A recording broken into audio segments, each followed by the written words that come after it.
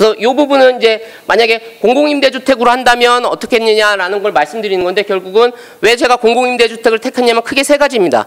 첫 번째는 매입임대주택도 있기 때문에 다가구주택도 LH 이제 한국토지주택공사가 들고 있습니다. 그렇기 때문에 여러 주택 유형에 대해서 실험이 가능하고요. 또 하나는 공기업이라는 중간자적 위치입니다. 사회적 가치를 우선시해서 할 수 있지만 경제적 이윤도 무시하지 못하는, 그래서 그 양자 간의 사이에서 어떤 고민을 많이 하다 보면 그게 시장으로 더 전파될 수 있는 모델이 나올지 않을지. 또 하나는 이제 저소득층에 대한 생활 환경 개선도 추가적인 이득이 있다는 부분입니다. 이번에는 일자리 창출을 말씀드리겠습니다. 근데 일자리 창출을 말씀드릴 때 먼저 하나 말씀드릴 게, 오늘이 금요일인데 제가 화요일 날 국가공무원 인재개발원에 가서 과장급 승진하신 분들에 대해서 그린 뉴딜에 대한 강의를 부탁해서 갔는데, 이제 실시간 온라인 강의로 하더라고요. 근데 질문이 올라왔는데 그 질문이 요 일자리 창출에 대한 부분을 정확히 드러내는 것 같습니다. 근데 그 질문이 뭐였냐면, 코로나19로 긴급 구직 안정보전금도 나가고 긴급 재난지원금도 나가서 수급자들이 단기간 공공근로에 잘 나서지 않을 것 같은데 이를 해결할 수 있겠느냐라는 질문이 올라왔는데요. 제가 이 질문을 왜 말씀드리냐면, 여전히 그린 뉴딜이라고 하지만 공무원들 중에 상당수는 이게 결국은 단기간 공공근로를 창출하는 거라고 생각하는 거죠. 그러니까 달리 말하면 국토 대청소를 하자, 이거랑 거의 똑같다고 보는 거죠. 근데 제가 볼 때는 그건 결국은 일자리 규모에만 치우친 생각인데, 그 생각을 조금 더 앞으로 당겨야 되지 않을지에 대한 얘기를 조금 드리겠습니다. 그래서 그린 뉴딜에 대한 일자리 창출 전략은 크게 두 가지인데, 환경공학자 같이 친환경 신기술 분야를 새로 양성하는 것도 필요하지만 이게 뉴딜이기 때문에 결국은 기존 산업에서 실지된 숙련 노동자를 어떻게 끌고 들어올 것이냐 하기 때문에, 제가 볼 땐 이 말이 제일 멋있는 말인 것 같은데요. 미국 노동자 몇십만 명은 그린 뉴딜을 하기 위한 기술과 직업을 대부분 가지고 있다는 거죠. 그래서 그들을 빨리 어느 정도 흡수할 것이냐라고 하는 부분들이 있습니다. 그래서 실제로 미국에서는 WPA라는 아까 말씀드린 그 저소득 거주 노후주택을 그린 리모델링 하는 사업에 엄청난 돈이 갑자기 투입되고, 그래서 일자리 창출 효과를 이제 규모를 본 사례가 있습니다. 근데 제가 말씀드리는 건 조금 이제는 질적 측면도 봐야 되지 않느냐라고 하는, 박범선 교수님 말씀했듯이 이건 뉴딜, 그냥 뉴딜이 아니라 그린 뉴딜인데 그린은 사라지고 뉴딜만 남는 부분이 되지 않으려면, 결국 우리가 일자리를 창출할 때 저 숫자, 결국 이 5.8조 원이면 일자리 8.9만 개 나온다는 승수 효과를 때려서 만든 저 숫자에 집착할 게 아니라 그 숫자 안에 있는 구성 요소들을 한번 다시 봐야 될 거 아니냐라는 걸로 제가 크게 두 가지를 말씀드리겠습니다. 하나는 결국 건축업에서의 얘기인데요. 건축업에서 그린 뉴딜 할 때 크게 두 가지 효과를 더 말합니다. 하나는 뭐냐면, 이게 그린 리모델링이라고 부르지만 이 리모델링은 건물 구조를 바꾸는 게 아니기 때문에 건축 행위가 아니라서 인허가 기간이 별도로 필요하지 않습니다. 그렇기 때문에 조기 공사가 착수가 가능하고, 그래서 단기간 내에 일자리를 만들 수 있다는 점, 즉 스피드, 이 경제 위기를 극복할 수 있는 스피드 면에서 이게 낫다. 또 하나는 상대적으로 공사 규모 금액이 크지 않으니 지역 업체들이 여기에 뛰어들어서 지역 일자리가 만들어질 거다라는 큰 얘기가 두 가지가 있는데요. 그 부분에 대해서 그러면 어떻게 정책을 설계해야지 이 두 가지, 속도와 지역, 이거를 할 수 있을 것이냐에 대한 부분을 말씀드리고요. 또 하나는 그래서 건설업 부분에서는 이걸 말씀드리려고 하고요. 또 하나는 이게 뉴딜이 아니라 그린 뉴딜이기 때문에 앞으로 우리가 미래를 대비할 녹색 전문가를 누구를 어떻게 키울 거냐에 대한 문제에 대해서 조금 나름대로 제 생각을 말씀드리겠습니다. 먼저 건축업부터 말씀을 드리겠습니다. 현재 그린 리모델링 사업자라는 제도가 있습니다. 이게 누구냐면 결국 LH가 그린 리모델링 창조센터를 보유하고 있는데요. 국토부통부에서 의탁을 받아서 이 센터에서 결국은 이 사업자를 인증을 해줍니다. 이 인증을 해야지 이제 국가 사업에 참여할 수 있는데, 저희가 한번 조사해 봤더니 등록 기준이 그대로 상대적으로 까다롭지 않아서 건설업체 중에 이제 맘만 먹으면 이제 어느 정도 진입하기가 편하다고 합니다. 근데 그거 말고 시공 내역으로 저희가 한번 건설업에서 어떤 분야, 그러니까 건설업도 세부 업종이 되게 많은데 만약에 그린 리모델링을 한다면 업종이 가장 크게 적합하겠느냐를 한번 뽑아봤습니다. 그래서 뽑아본 결과 한 요 정도가 나오는데, 저희는 먼저 요 부분 전문건설업이라는 상대적으로 규모가 작은 전문건설업에 포커스를 먼저 맞췄습니다.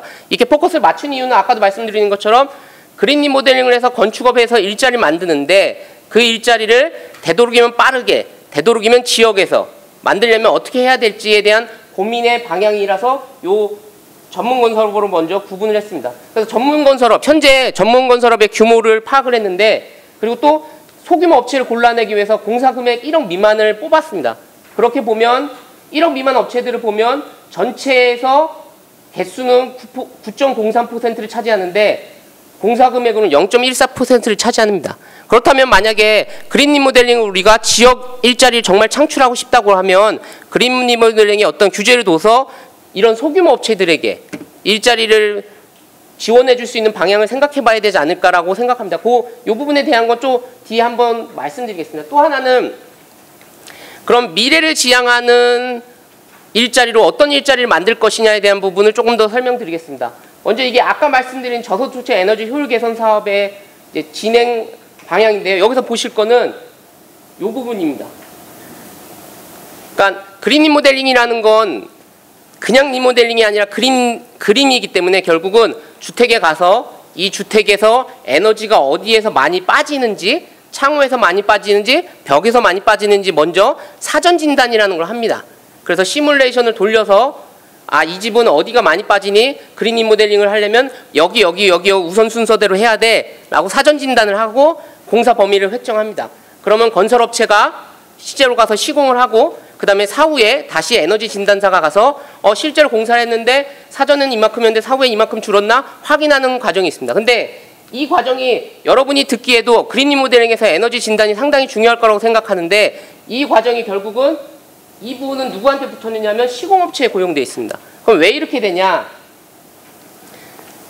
그리고 그 전에 근데 하나 더 설명드릴 건 에너지 진단도 크게 두 가지가 있습니다.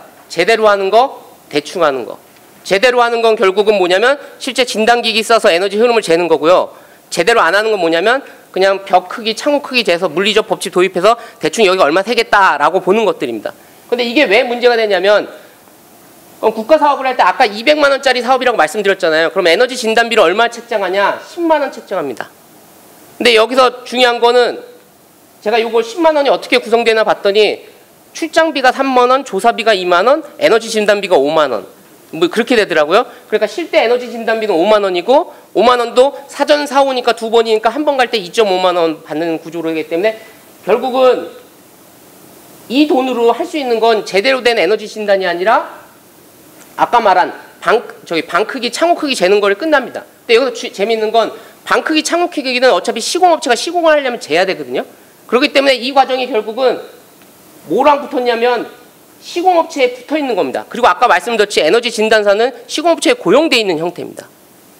그런데 이제 감사원이 지적하기를 니네가 일반 진단만 실시해서 에너지 효과가 미흡할 것 같으니 이거를 시정하라는 명령을 내렸습니다. 그럼 이걸 어떻게 시정할 거냐?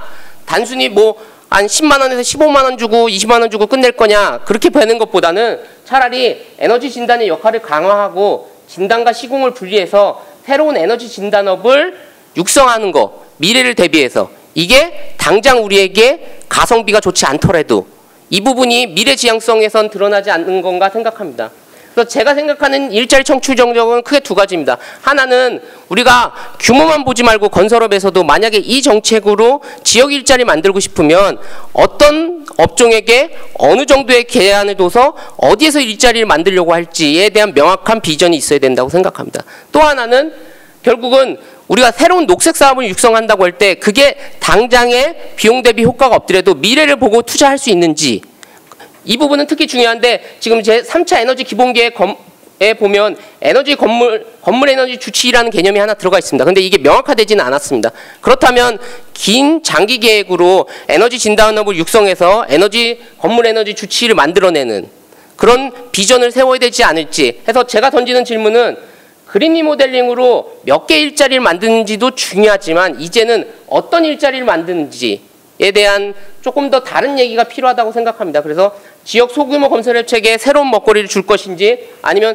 기후변화를 대비하면은 건물 에너지 주체율을 키울 것인지 이런 조금 더 스페시픽한 계획들이 필요하다고 보여집니다. 짧게 말씀드리겠습니다. 아직 그린 뉴딜은 이제 사회적 의제로 채택되긴 한 것 같습니다. 그게 아마도 제가 여러분 앞에 서 있는 이유인 것 같습니다. 근데 문제는 앞으로 어떻게 해야 될지에 대한 거는 추후 보완으로 남아있는 것 같습니다. 7월에 종합계획이 만들어진다고 하니.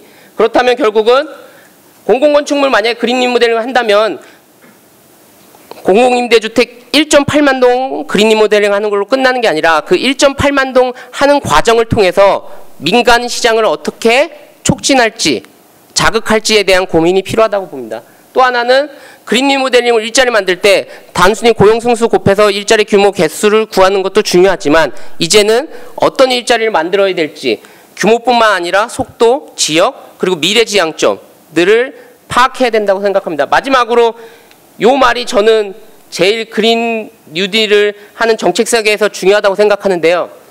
미래를 준비하는 생산적 투자로 단기간에 고용을 확대하겠다는, 즉 미래를 보면서 현재의 문제를 해결하겠다는 너무나 좋은 말이지만 실제 실현하기는 너무나 어려운 말, 이 사이에서 양자 간에 어떻게 설계를 해야 될지, 그건 아마도 어떻게 보면 정책이 아니라 아트 수준의 설계가 될 텐데 그런 부분에 대한 논의가 앞으로 좀 더 진행되어야 된다고 봅니다. 이상입니다.